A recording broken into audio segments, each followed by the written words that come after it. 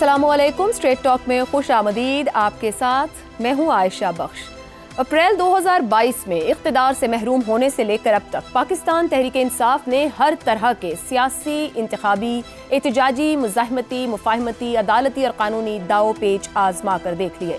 मई 2022 को हकीकी आज़ादी मार्च हो या नवंबर 2022 का आज़ादी मार्च, असेंबलियों से बाहर आने का फैसला हो, 9 मई 2023 को इंतशार फैलाने की कोशिश हो, गिरफ्तारी न देने के लिए पुलिस और रेंजर्स के सामने मुजाहिमत हो, इंतखाबी निशान से महरूम होने के बावजूद इंतखाबात में बड़ी तादाद में वोट लेना हो, इमरान खान की गिरफ्तारी के बाद होने वाले एहतजाज, जलसे हों या 26 नवंबर का लॉन्ग मार्च, हुकूमत से मुज़ाकरात हों, अदालत में चल रही कानूनी जंगें हों या पार्लियामेंट इजलास के दौरान हो रहे एहतजाज, अमेरिका में की गई लॉबिंग हो या बैरिस्टर गौहर की आर्मी चीफ से मुलाकात हो या फिर बैकडोर डिप्लोमेसी की खबरें, इमरान खान के तलखी भरे एक्सपोज हों या फिर आज के डिजिटल दौर में खतूत लिखने की रवायत का अहया, क्या पाकिस्तान तहरीक इंसाफ ने कोई एक भी ऐसा ऑप्शन छोड़ा जिसे पाकिस्तानी तारीख में किसी भी सियासी जमात ने अपनाया हो? नहीं, पाकिस्तान तहरीक इंसाफ ने एक भी ऑप्शन नहीं छोड़ा। 13 फरवरी को army chief general Asim Munir ने सहाफ़ियों से गैर रस्मी गुफ्तगू में यह कहा था कि उन्हें कोई खत मिला और अगर नहीं मिला और अगर मिला तो भी नहीं पढ़ेंगे, वजीर आजम के पास भेज देंगे। उन्होंने कहा कि पाकिस्तान तरक्की कर रहा है, मुल्क अच्छे अंदाज में आगे बढ़ रहा है। अब आज पीटीआई रहनुमाओं के हमरा प्रेस कॉन्फ्रेंस करते हुए चेयरमैन पीटीआई बैरिस्टर गौहर का कहना था कि बानी पीटीआई ने साबिक वजीर आजम की हैसियत से आर्मी चीफ को खत लिखा। बानी पीटीआई के खत में अवाम के जज्बात की अक्कासी है। बानी पीटीआई ने कहा फौज और अवाम में खलीज पैदा नहीं होनी चाहिए। इमरान खान के खत को पास ऑन किया जा रहा है। इमरान खान के खत पर कोई खातिर खा अमल नहीं हुआ।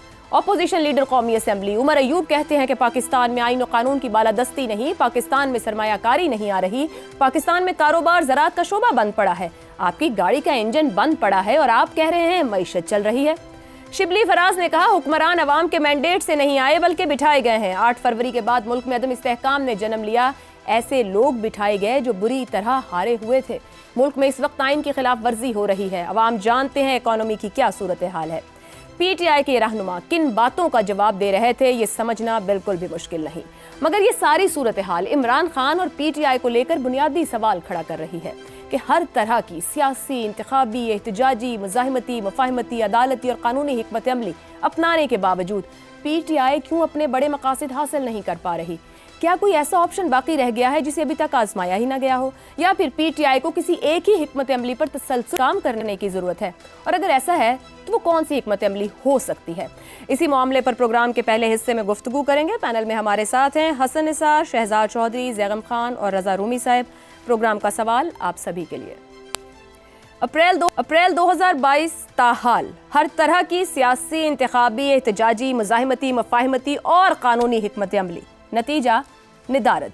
बानी पीटीआई की कोई भी हिकमत अमली कामयाब क्यों नहीं हो पा रही? हसन निसार साहब, हर तरह की एफर्ट और कोशिश की गई पॉलिटिकल गेन्स या गोल्स के हुसूल के लिए, कहाँ कमी रह गई है? कौन सी स्ट्रेटेजी सही नहीं जा रही या सब आजमाने के बावजूद भी कुछ हासिल नहीं हो पा रहा? देखिए आयशा, इसमें सबसे पहले तो मैं एक बात वाज़ेह कर दूंगा। I am humble student of economics. मैंने कोई पॉलिटिकल साइंस या हिस्ट्री वगैरह नहीं पढ़ी हुई, ठीक है। मईशत की बहाली की इकलौती गवाही सिर्फ आवाम दे सकते हैं और वो इस गवाही से इनकारी हैं, बल्कि it is on the contrary. जिसे मेरी बात का यकीन ना हो, सड़कों पे निकले, पता लग जाएगा 1 घंटे के अंदर अंदर। पहली बात। ये एक हवाई ख्याली सा है ये। खैर देखो, एक बुनियादी उसूल आपको बताता हूँ इकोनॉमिक्स का। इकॉनमी किसी ख़ानदान की हो, किसी मुल्क की हो, कौम की हो, कबीले की हो, ये ना रातों रात तबाह होती है, बर्बाद होती है, रातों रात नहीं, ना आबाद होती है। समझ गए? बुनियादी प्रिंसिपल है, it's one of the basic principles. दूसरी बात ये है, जिनमें सकत और जान होती है वो इसमें बहुत बेहतर परफॉर्म करते हैं, जिसकी सबसे बेहतरीन मिसाल जो है सेकेंड वर्ल्ड वॉर के बाद जापानीज़ का जो हाल था वो सारी दुनिया जानती है। 2 शहर उनके सभा हस्ती से मिट गए थे, तो उनके बादशाह ने कहा कि we have lost the battle.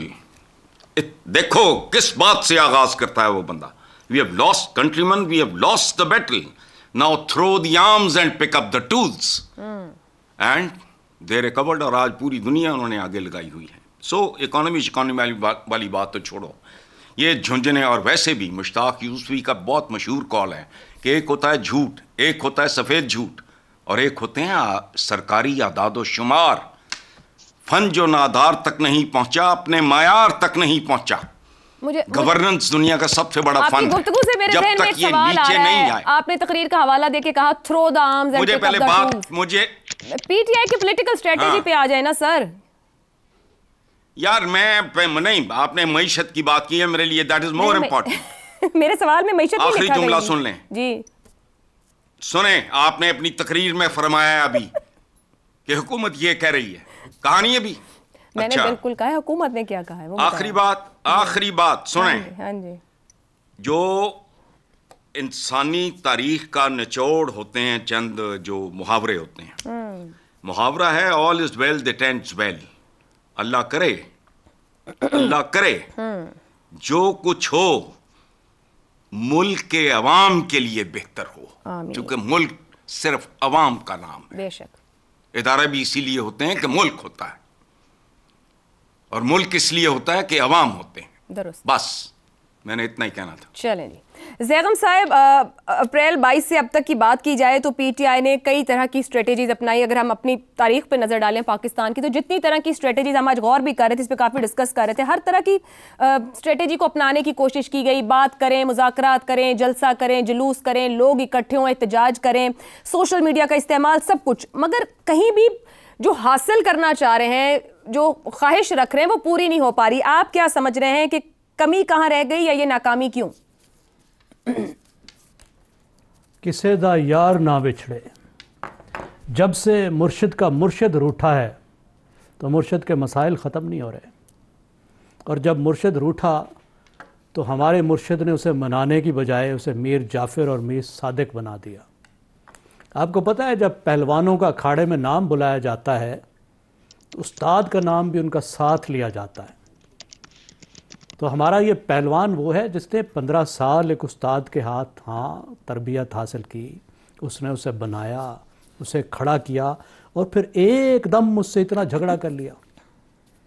जो स्ट्रेटजी बना के देते थे, जो स्ट्रेटजी पर अमल दरामद करते थे, जो एक पूरी फ़ौज सोशल मीडिया की तैयार करके देते थे, जो मीडिया को मैनेज करते थे, जो वोट दिलवाते थे, जो जहाज़ों में भर के MNAs को लाते थे, उसके बाद कौमी असम्बली में जो मेंबर्स को कान से पकड़ कर लाते थे और वोट दिलवाते थे, उन सब से एक दिन में रूठ जाना और अलग सिमत में चले जाना, और ये समझना कि वो सब ताकत अब मेरे पास रहेगी, ये तो बड़ा मुश्किल काम है।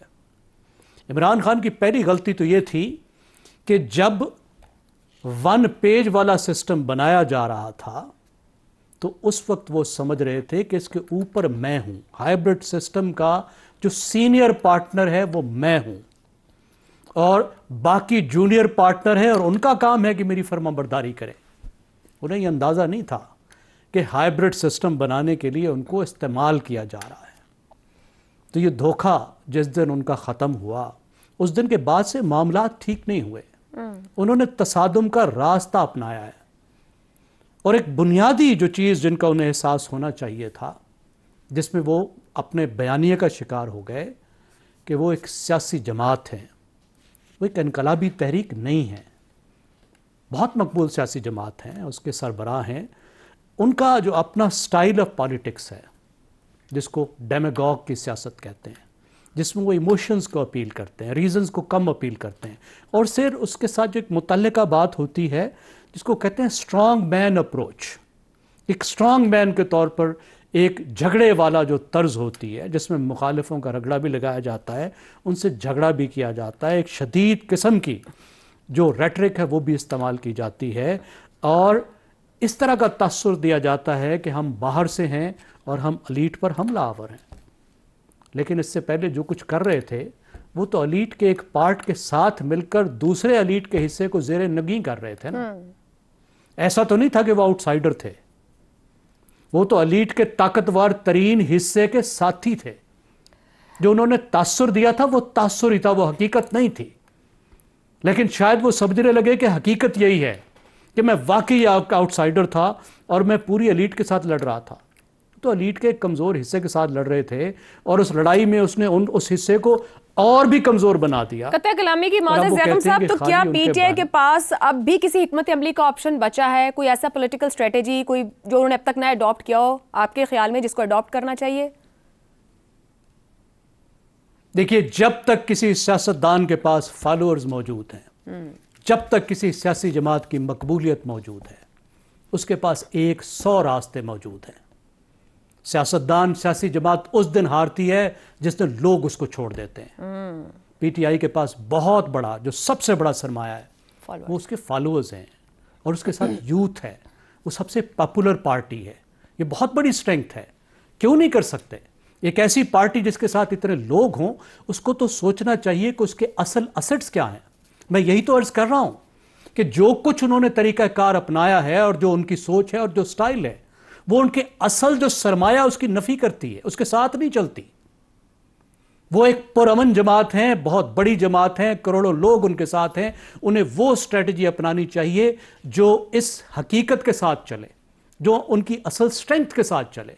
उनको वो पॉलिसी अपनानी चाहिए जो लोगों के मफाद में हो। कन्फ्रंटेशन से हटना चाहिए, सिस्टम के अंदर से रास्ता बनाना चाहिए। अगर वो वाकई समझते हैं कि मुल्क में जमहूरियत मजबूत होना चाहिए, आइन की बालादस्ती होनी चाहिए, तो उन्हें देखना चाहिए कि वो कौन से स्टेक होल्डर हैं ठीक जिनके साथ उनको खड़ा होना पड़ेगा ताकि वो ये काम हासिल कर सकें।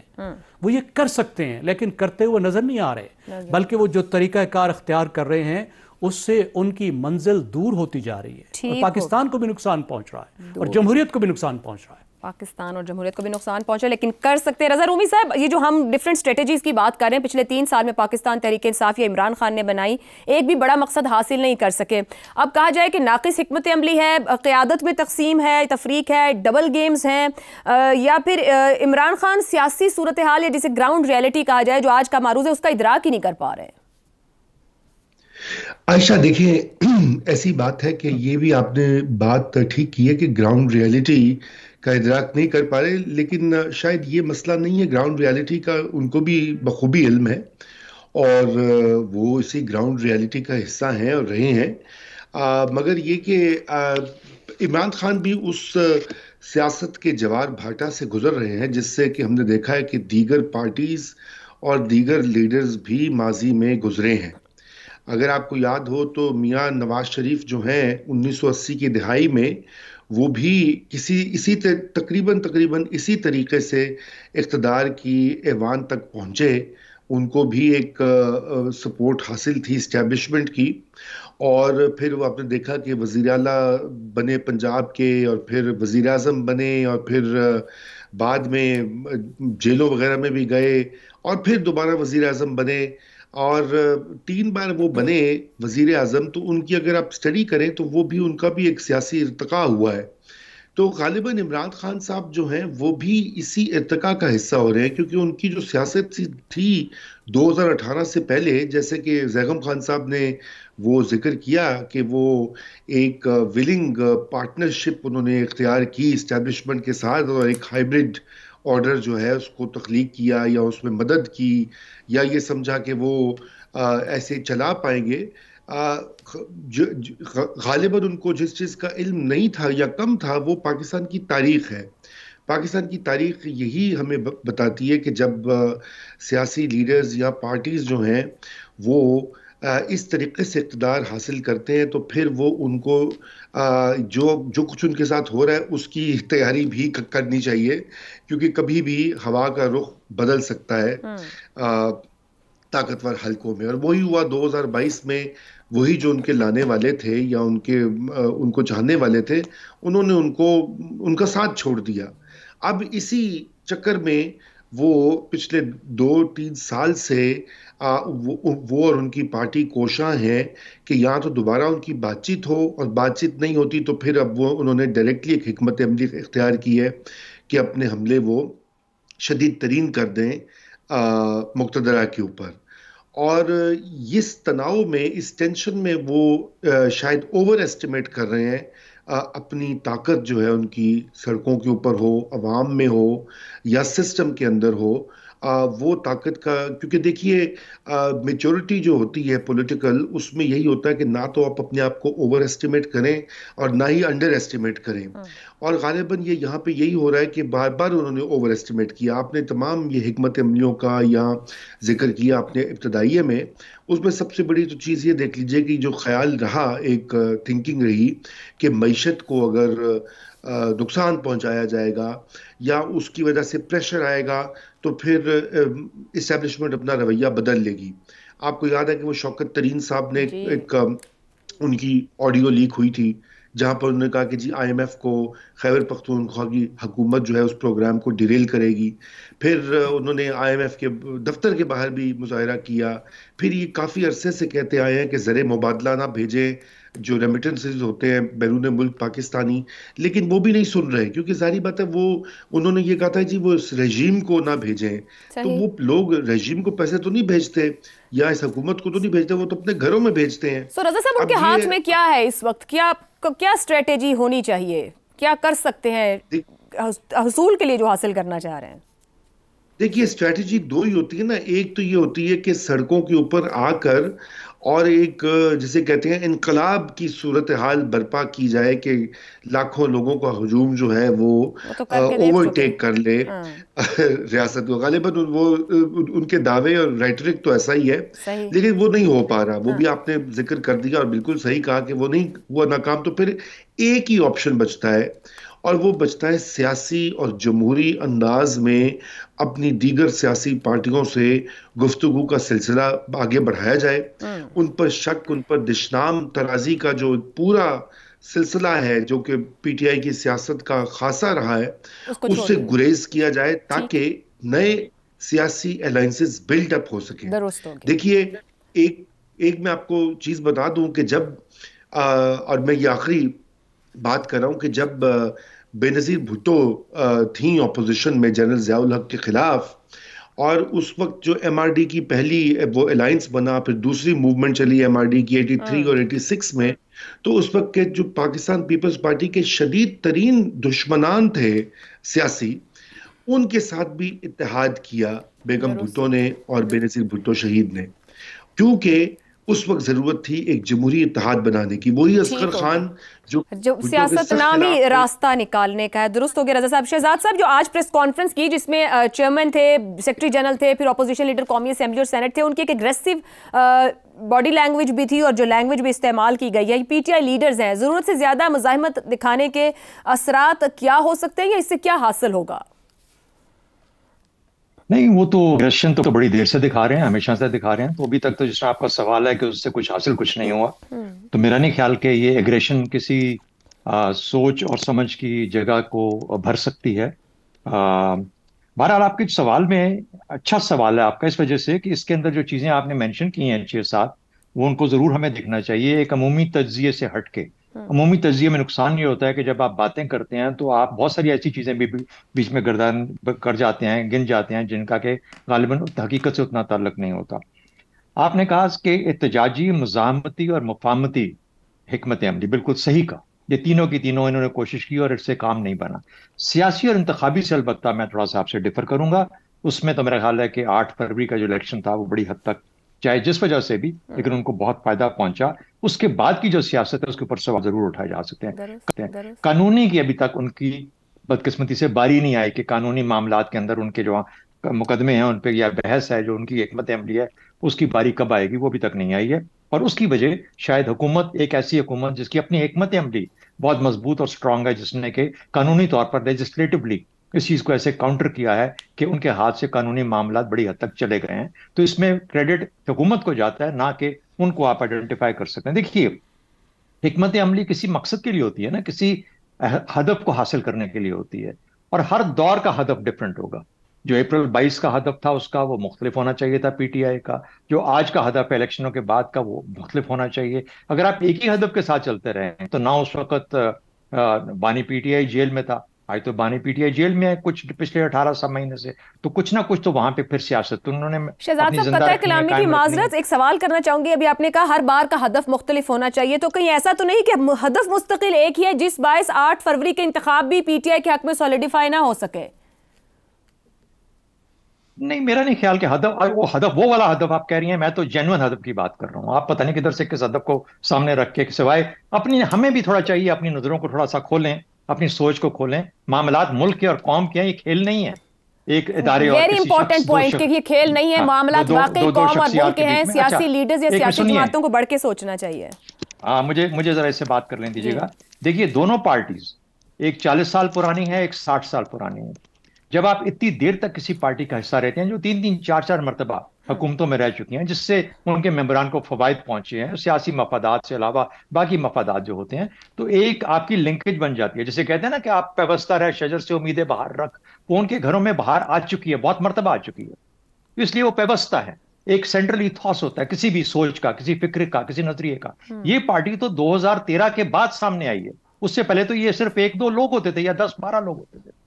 तो पार्टी की शक्ल में अभी तो इनको ये जुमा 8 दिन भी नहीं हुए, इसलिए ना सेंट्रल इथॉस बिल्ड हुआ, ना एक सोच और फिक्र और नजरिया डेवलप हुआ। टकराव नजरिया नहीं होता, नजरिया होता है डिलीवर करने का। आपने काम क्या करने हैं, किस तरीके से करने हैं, सियासत को किस तरीके से लेके जाना है। हाँ, अगर उसको भी अगर आप किसी एक सियासी सोच में बदलें, जिस किस्म का आप उलझाव चाहते हैं, तो फिर भी कोई रास्ता बन सकता है। लेकिन ये जो तरीका है जो कि आज आपने जिसका जिक्र किया, जिसमें प्रेस कॉन्फ्रेंस हुई, ये खाम खा की एग्रेशन है। ये जैसे कहते हैं ना कि हॉट एयर है, खाली हवा है, इसका मकसद कुछ नहीं है। आपको क्या उसके अंदर उनका कोई तरीका नजर आया, कोई सोच नजर आई, कोई हदफ उन्होंने बयान किया?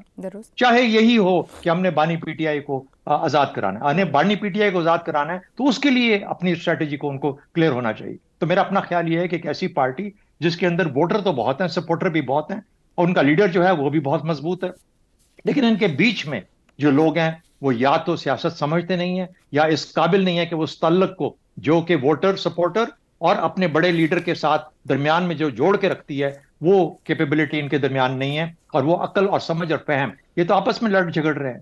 इसलिए आपको पता है कि जब दरमियाना मिडिल टियर खत्म हो जाता है, तो वो तल्लक जो होता है वोटर, सपोर्टर और लीडर के बीच में खत्म हो जाता है। तो मेरा ख्याल है इस पार्टी को अपनी सोच को दोबारा देखना पड़ेगा कि अपनी सियासत को कैसे कायम रखना है, अपनी हैयत एज ए पार्टी कैसे कायम रखनी है। तभी जाके तो ये कोई अहदाफ अपने तय कर पाएंगे और उसको आगे की तरफ एक हिकमत अमली के साथ लेके जा पाएंगे। अभी तक इनकी हिकमत अमली जो है वो जो आपने जिक्र किया 3-4 चीजों का, 6 चीजों का, उसमें तो कुछ चीज पे वाजे नहीं है, और जहां पर इनको फायदा पहुंचा उन्होंने फायदा लिया, लेकिन उसके बाद की सियासत खास तौर पर कोई बहुत काबिले फखर नहीं है इनकी। और आज का जो प्रेस कॉन्फ्रेंस या कोई ऐसी प्रेस कॉन्फ्रेंस जिसमें सिवाय आप अपने एग्रेशन दिखाने के कोई रास्ता नहीं दे पाते, कोई अपना मुतय्यन नहीं कर पाते अहदाफ क्या है, मेरा ख्याल है वो किसी इस काबिल नहीं होती कि उसके ऊपर उससे पार्टी को नुकसान ज्यादा पहुंचता है बजाय फायदे। दुरुस्त हो गया जी। एक ब्रेक लेते पाएंगे तो बात करेंगे पानी के बहरान पर।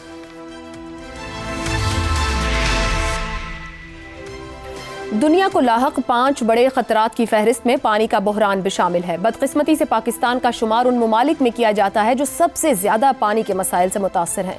UNDP और Pakistan council of research on water resources ने 2016 में अपनी रिपोर्ट में खबरदार किया था कि पाकिस्तान को 2025 तक पानी की शदीद कमी का सामना करना पड़ सकता है। 9 साल कबल रिपोर्ट में जो खदशात बताए गए थे, आज वो अमली तौर पर हमारे सामने हैं। रवां साल मौसम सरमा में मामूल से 40% कम बारिशों के बायस मुल्क के बेशतर इलाकों में पानी का बहरान शिद्दत इख्तियार कर गया है। MD वासा के मुताबिक मुल्क भर से पानी के बहरान की शिकायत आ रही हैं। मुल्क में बड़े पैमाने पर खुश्क साली का खदशा जाहिर किया जा रहा है। जेर जमीन पानी की सतह इंतहाई कम हो गई है। लाहौर के बाद रावलपिंडी में भी जेर जमीन पानी की सतह 700 फुट से नीचे चली गई है, जिसके पेश नजर वासा ने रावलपिंडी में खुश्क साली इमरजेंसी नाफिज कर दी है, जबकि CDA ने शहरी इख्तिदार में भी पानी की किल्लत का खदशा जाहिर किया है। मामूल से कम बारिशों की वजह से डैम्स में पानी की सतह भी इंतहाई निचली सतह पर है। आबी माहिरीन के मुताबिक इस हवाले से अगर हंगामी इक़दामात नहीं लिए जाते तो 2040 तक पाकिस्तान जनूबी एशिया में सबसे ज्यादा पानी की किल्लत का शिकार मुल्क होगा।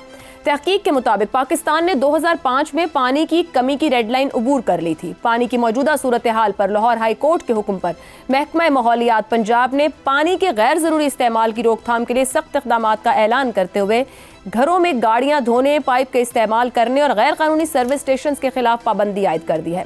मगर अहम सवाल यह है कि क्या इन इक़दामात पर अमल दरामद हो पाएगा और इससे भी अहम सवाल यह है कि क्या इतनी ताख़ीर के बाद अब सिर्फ ये इक़दाम ही काफ़ी हैं? गुज़श्ता 20 साल से मुख्तलिफ कौमी और आलमी इदारे अपनी रिपोर्ट्स में पाकिस्तान को पानी की कमी के खदशात से आगाह कर रहे हैं, मगर अहम सवाल यह है कि हम खदशात को वक्त पर संजीदगी से ही नहीं लेते।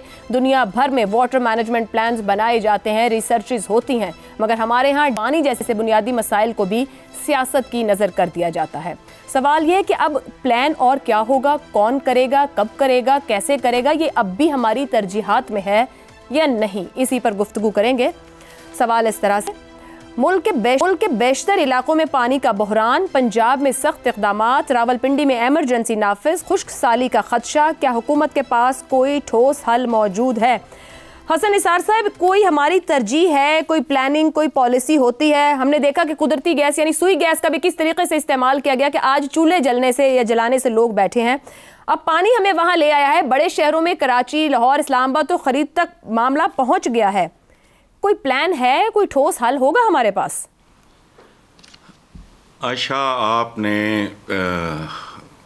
इस मेरा ख्याल है इस पिछले गुज़श्ता चंद सालों में इतना अहम सवाल किसी ने नहीं उठाया। बहुत खौफनाक है, बहुत ख़तरनाक सवाल है और बहुत अहम सवाल है। देखें, मुझे पानी से एक बात याद आई, इजाफी है, लेकिन पिछले सवाल से इसका ताल्लुक इसका भी है। पीटीआई को ये समझना होगा कि लक्कड़ पत्थर लोहे वाला नहीं, सियासतदान का रवैया पानी जैसा होना चाहिए। कभी बर्फ, कभी भाप, कभी चश्मा, कभी झरना, ऊपर को जा रहा है, आबशार नीचे आ रही है। बहरहाल अब बराह रास्त आपके सवाल की तरफ मैं आता हूँ। ये पीटीआई का अगर ये बात नहीं समझती तो इनके लिए ये बोसा मर्ग साबित होगा। अच्छा, जहाँ तक ताल्लुक़ है आपके सवाल का, तो आई मस्ट कॉन्ग्रेचुलेट यू, बहुत खूबसूरत बरवक्त। देखो, पानी ज़िंदगी है, कोई नई बात नहीं। पानी ज़ाया करना हमारा कल्चर है।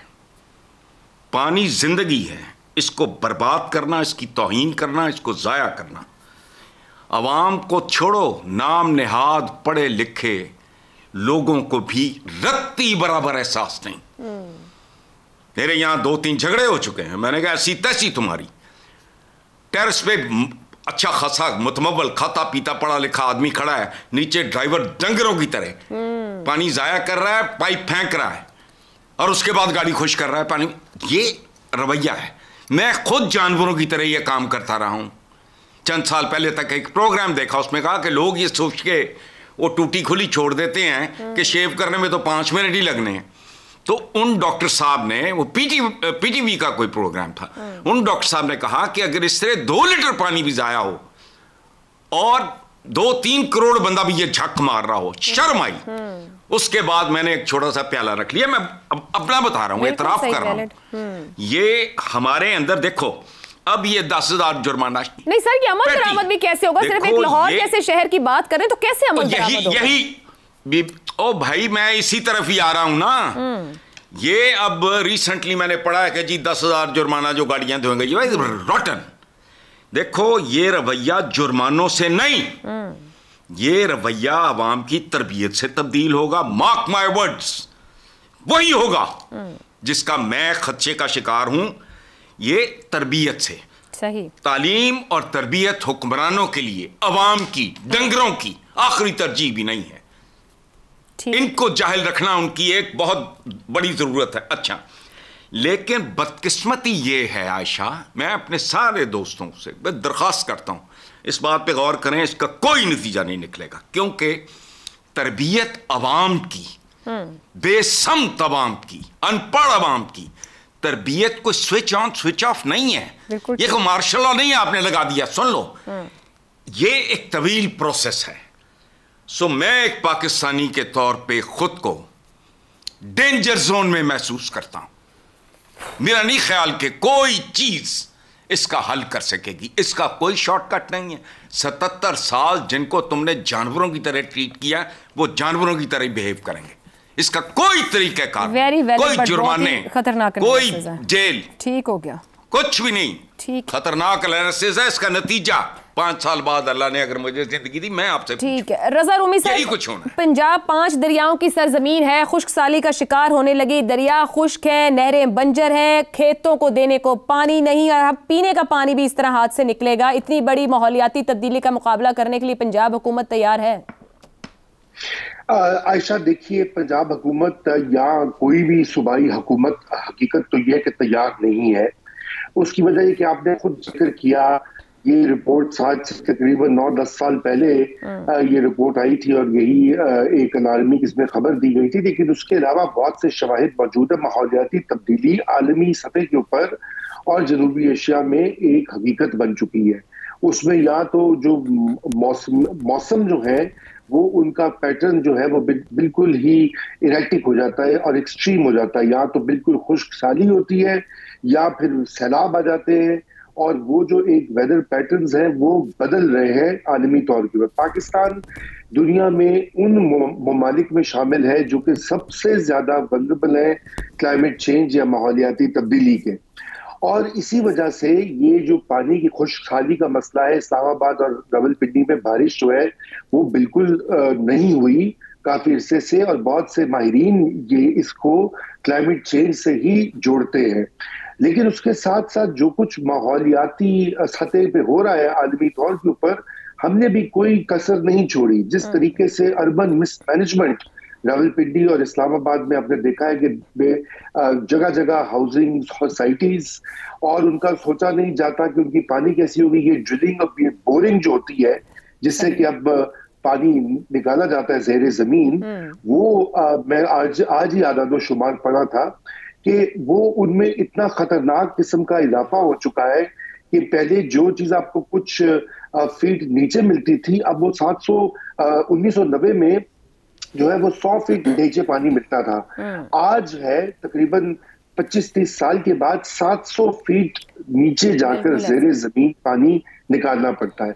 इसका ये मतलब है कि हमने खुद भी अपने हाथों से तबाही कर रहे हैं। और मुझे नहीं लगता कि पंजाब गवर्नमेंट का, देखिए इसमें आखिरी बात है, जब तक मकामी हुकूमतें नहीं होंगी इन मामलात को हैंडल करने के लिए, हम इसका सामना नहीं कर सकते। दुरुस्त हो गया जी। ब्रेक पे जाने से पहले ये आपको बता दें कि मशरूबात साज कंपनियों ने 5 साल में सिर्फ लाहौर से 2.5 अरब गैलन पानी निकाला है। कोई पूछ नहीं, कुछ पता नहीं नुकसान अवाम का। एक ब्रेक, और ब्रेक के बाद मजीद गुफ्तगू। हम बात कर रहे हैं पानी के बहरान पर। 2040 तक पाकिस्तान जनूबी एशिया में सबसे ज्यादा किल्लत का शिकार मुल्क होगा। शहजाद साहब, भारत और चीन डैम्स पे डैम्स बना रहे हैं, मगर हमारे यहाँ वो भी सियासत की नजर हो जाते हैं।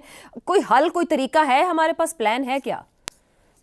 किस्मती से हम अब उस पड़े हैं जिसमें कि जो आप जिक्र कर रही हैं, शायद इसके बाद और डाउनहिल होगा। अब रिकवरी का टाइम मेरे ख्याल में गुजर चुका है, और ये कोई नई बात नहीं है। पिछले 20-25 साल से हम इस पे बात कर रहे हैं, बात हो रही है, हमारे मीडिया में हो रही है।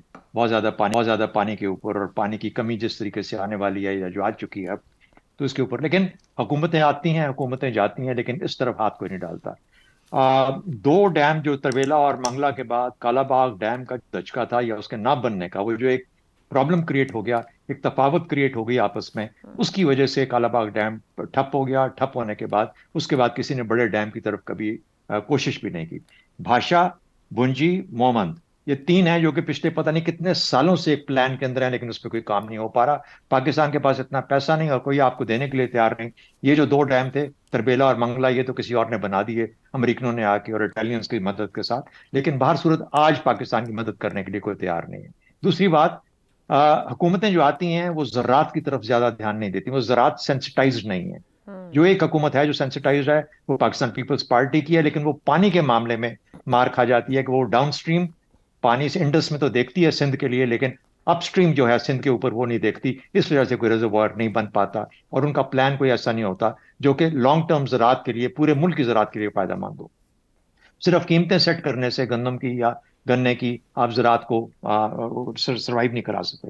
तीसरा बड़ा मसला आया जहां पर जब लोड शेडिंग का जिन इस मुल्क को चिमटा पिछले कोई 14-15 साल पहले, उससे एक खौफ की फजा तारी हो गई। और 2-2 साल में जिस तरीके से कि एक पावर स्टेशन लगाया जा सकता था, वो जो 10-15 साल लीड टाइम वाला जो डैम था वो उतना पॉलिटिकल रिटर्न नहीं देता था। तो आपने देखा कि हुकूमतों ने धड़ाधड़ इस किस्म के पावर स्टेशन लगाए जो कि तेल और गैस और इन पे चलते थे, और उसके बाद हमारे यहाँ पानी के ऊपर जो था फोकस मुकम्मल तौर पे हट गया। ये वो वजूहात हैं जो कि हमें यहाँ पे ले आई हैं। आपका बुनियादी सवाल कि क्या हम इससे रिकवर कर सकते हैं, मेरा ख्याल है रिकवरी एक चीज है। पठवार के अंदर काफी अरसा पहले, क्योंकि हम यहाँ रहते हैं, इस एरिया में ट्रेवल करते हैं, देखा हमने काफी अरसा 10-15 साल पहले तक यहाँ पर पानी जखीरा करने की जगह नहीं होती थी, लेकिन बारिश जितनी होती है इन इलाकों में, उसके बाद उस पानी को जखीरा करने के आहिस्ता आहिस्ता, जैसे आताबाद लेक बन गई, वो तो अपने तौर पे कुदरत ने बना दी, लेकिन यहाँ पे भी अब आपको छोटे छोटे पॉन्ड्स नजर आएंगे। वो प्लेटो जो कि पठवार का था, जो बिल्कुल वीरान हुआ करता था, अब सरसब्ज होना शुरू हो गया है। तो ये मुमकिन है, हो सकता है, जितनी बारिश आती है उसको स्टोर करने का, उसको हार्वेस्ट करने का हमारे पास तरीके होने चाहिए। अगर हम वो करेंगे तो उसके बाद फिर हमारे लिए मुमकिन है कि हम टर्न अराउंड कर सकें, लेकिन उसके लिए बहुत जल्दी और बड़ी फोकस्ड एफर्ट डालने की जरूरत है। ज़ैगम साहब, 20 साल में तीनों पार्टियां हुकूमत कर चुकी हैं, किसी के पास भी हल नहीं था या तरजीहात नहीं है? देखिए, अभी तो हलाकू खान जो है वो बगदाद से बाहर है। अभी तो मुनाजरों का टाइम है, हम मुनाजरे कर सकते हैं। पानी का बहरान पाकिस्तान का नंबर 1 प्रॉब्लम है, किसी भी मसले से ज़्यादा। सिक्योरिटी के लिहाज से भी, ग़िज़ाइयत के लिहाज से भी, अवाम के लिहाज से भी, सेहत के लिहाज से भी कितना बड़ा बहरान है। ज़रा आप तसव्वुर कीजिए कि जब पाकिस्तान बना था तो जो पानी की दस्तयाबी थी, पानी को देखा जाता है कि एक शहरी को कितना दस्तयाब है एक साल में, ये पैमाना होता है। 5260 क्यूबिक मीटर दस्तयाबी थी, और आपने बताया 1990 में हमने एक माइलस्टोन क्रॉस किया जब 1700 पर पहुंच गए 5260 से, और 2005 में एक खतरनाक हमने लेवल अबूर किया, हम वाटर स्केर्स कंट्री बन गए, पानी के कमी वाला मुल्क। और ये वो होता है जब आप 1000 से भी कम चले जाते हैं। सही। और इसके आगे जो मैदान खड़ा है वो है 500 का। 5000 से 500 पर पहुंच जाएंगे अगले 20 साल में। ये होता है जब पानी का शदीद बहरान होता है, जब पीने का पानी दस्तयाब नहीं होता, जब ज़राअत के लिए पानी नहीं होता, जब सनत के लिए पानी नहीं होता, ज़रूरियात पूरी नहीं होती। और ये एक यकीनी चीज़ है। खाली आप आबादी को देख लीजिए, आज 900 पर खड़े हैं, 2050 से 2060 के दरमियान में हमारी आबादी डबल हो जाएगी। बिल्कुल। और इसमें पानी का इस लेवल पर पहुंचना लाजमी है। इतना बड़ा ये क्राइसिस है। ठीक हो। और मसले क्या हैं? 3 वजूहात हैं। सबसे बड़ी वजह जो मैंने आपको बताई वो है आबादी। जब तक आबादी को कंट्रोल नहीं करते ये मसले हल नहीं होने वाले। ठीक हो गया। दूसरी बात है माहौलियाती तब्दीली जी। और तीसरी चीज़ है वाटर मैनेजमेंट। और आखिरी, आपके पास वक्त ख़त्म हो गया तो मैं एक बात बता दूं, अभी बताया गया कि 700 फीट से पानी पंप किया जा रहा है। ज़हन में रखिए, जब आप इतना नीचे जाते हैं तो ये वो पानी है जो सैकड़ों साल में जमा हुआ है, एक बारिश से जमा नहीं हुआ। ठीक। और ये आपने जब खींच लिया तो फिर इसको भरने के लिए सैकड़ों साल चाहिए। माज़र ज़ैगम साहब, प्रोग्राम हो गया, इजाज़त दीजिए, अल्लाह हाफ़िज़।